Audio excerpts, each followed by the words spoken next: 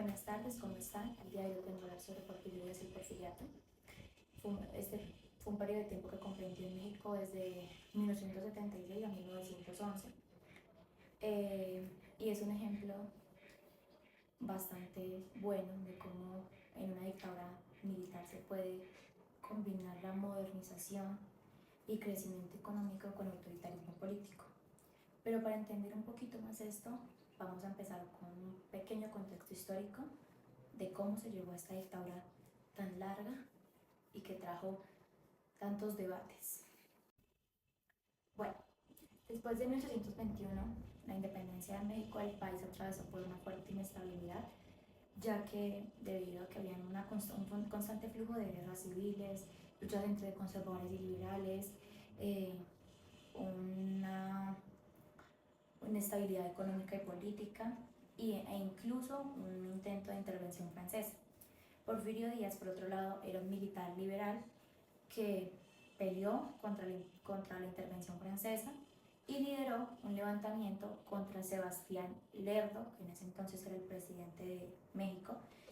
Y esta campaña o este plan se llamaba el Plan de Tuxtepec. El lema de la campaña de Porfirio era sufragio efectivo, no reelección, algo que se convertiría en una ironía histórica porque después de ser elegido, él modificaría la constitución para permanecer en el país dirigiendo el país por más de 30 años. Bueno, él cómo llega, pues básicamente es curioso cómo llega y se sostiene en el poder, porque pues tras tomar el poder en 1876, eh, mediante una rebelión armada, utiliza unos mecanismos que le permiten prolongar su estancia en la presidencia por un tiempo considerable. Una de ellas fue la reforma constitucional que permitía la reelección. También el poder tener control sobre las fuerzas militares fue una ayuda grandísima.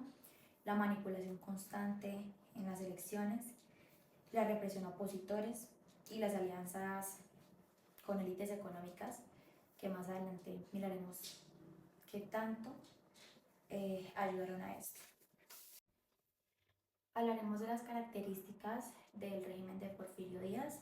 La primera, se puede decir que es la centralización del poder, porque pese a que la Constitución de 1857 seguía vigente, en la práctica Porfirio Díaz centró todo el poder en el ejecutivo. Esto le permitió muchas libertades, entre ellas controlar las elecciones, designar gobernadores de confianza, perseguir la prensa crítica y limitar la oposición.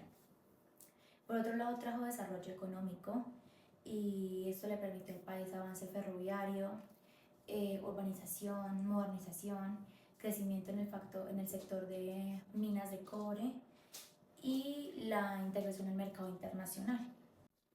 La ideología dominante de Porfirio Díaz era el positivismo, por eso él defendía que México necesitaba orden y estabilidad y que no estaba preparado para una democracia.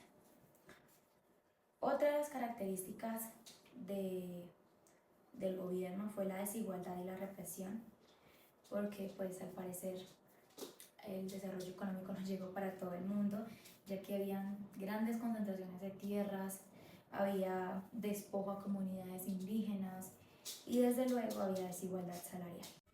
Bueno, para aterrizar un poquito o ejemplificar un poquito de cómo era la dinámica del régimen de Porfirio Díaz, les traigo un caso en particular que se llamó la huelga de Cananea. La huelga de Cananea ocurrió en 1906 en Cananea, Sonora, donde se encontraba una mina de cobre perteneciente a un inversionista estadounidense que se llamaba William. Eh, Resultó que en estos trabajos había desigualdad salarial entre trabajadores nacionales y trabajadores extranjeros. Había extensas jornadas laborales que cumplían a veces más los mismos trabajadores nacionales que los extranjeros y había un trato discriminatorio. En 1906 los trabajadores exigen igualdad salarial, mejores condiciones de trabajo y la oportunidad de poder ascender. Sin embargo, fuerte de la discusión escala cuando la empresa se niega a estas peticiones por parte de los trabajadores, y lo que consternó al país en este caso fue que se le permitió la entrada a ranchers estadounidenses para controlar la situación. Y aparte de esto, el gobierno de Porfirio Díaz decidió apoyar a la empresa, reprimiendo la huelga con fuerza militar, huelga en la que murieron varios trabajadores y los líderes de los obreros fueron encarcelados. Otro caso bastante sonado durante el régimen de Porfirio Díaz fue la llamada aplicación sistemática de la ley de fuga. La llamada ley de fuga no era como tal una ley formal, sino más bien era una práctica represiva. Consistía en que simulaban que un detenido intentaba escaparse o fugarse y bajo este pretexto le disparaban. Esto evitaba procesos judiciales y mayormente era utilizado en opositores, gente que practicaba la prensa crítica y disidentes. Algunos de los derechos limitados durante el régimen de Porfirio Díaz fue el derecho al sufragio efectivo por las constantes reelecciones, la falta de competencia real, la libertad de expresión, ya que era perseguida y censurada la prensa crítica, el derecho a la asociación y la huelga, debido a que había mucha represión sindical y mucha intervención militar. Falta los derechos laborales porque no había unas jornadas de trabajo establecidas ni tampoco un salario mínimo establecido. Derechos de comunidades indígenas, ya que muchos grupos indígenas fueron despojados de sus tierras y estas tierras se concentraban en grandes hacendados. Finalmente llega la crisis y caída. A inicios del siglo XX crece la clase media, surgen los movimientos obreros, llega una crisis económica en 1907, crece el descontento social y un acontecimiento un poco relevante es que en 1908 Díaz dice en entrevistas que México está listo para una democracia y que no buscaría reelegirse.